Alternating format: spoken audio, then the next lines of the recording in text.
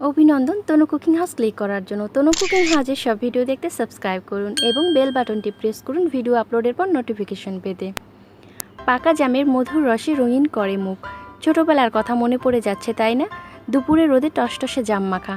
জাম শুধু মুখ রঙিন করে না, এর উপকারিতাও অনেক। এতে আছে প্রচুর পরিমাণে ভিটামিন সি, ই এবং এ। আরও আছে জিঙ্ক ও কপার।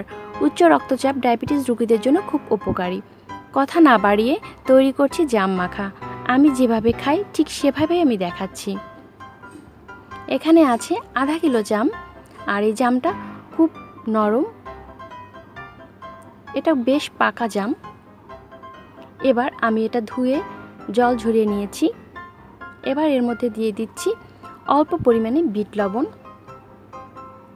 অল্প লবণ, হাফ চামচ চিলি ফ্লেক্স,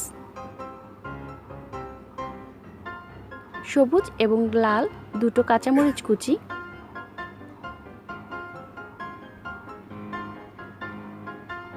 দিয়ে দিচ্ছি অল্প সাদা গোলমরিচের গুঁড়ো, আর দিয়ে দিচ্ছি কাসুন্দি। এটা ঘরে তৈরি করা কাসুন্দি, আপনারা চাইলে বাজার থেকে কিনে আনা কাসুন্দিও ব্যবহার করতে পারেন। আমি 2 চামচ কাসুন্দি দিয়ে দিলাম। এবার দিয়ে দিচ্ছি চিনি 2 চামচ।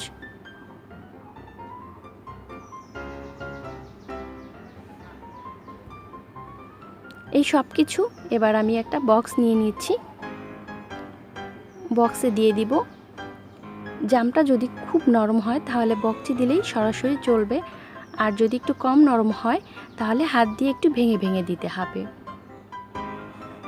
এবার খুব ভালো করে ঝাঁকিয়ে নিচ্ছি।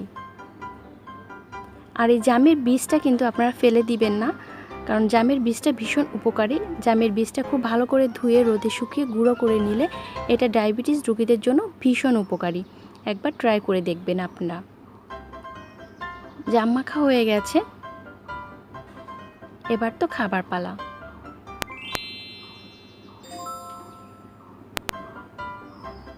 খুব টেস্টি একটা জাম মাখা। এর উপরে আমি একটু পুদিনা পাতা দিয়ে সাজিয়ে দিচ্ছি। অসম্ভব অসম্ভব টেস্ট এটা, আপনারা একবার হলেও ট্রাই করবেন। আর আশা করি রেসিপিটি ভালো লেগেছে। আর যদি ভালো লেগে থাকে তনু কুকিং হাউসের সঙ্গেই থাকুন আর দেখতে থাকুন নতুন নতুন রেসিপি। শুভকামনা জানিয়ে বিদায় নিচ্ছি। বাই।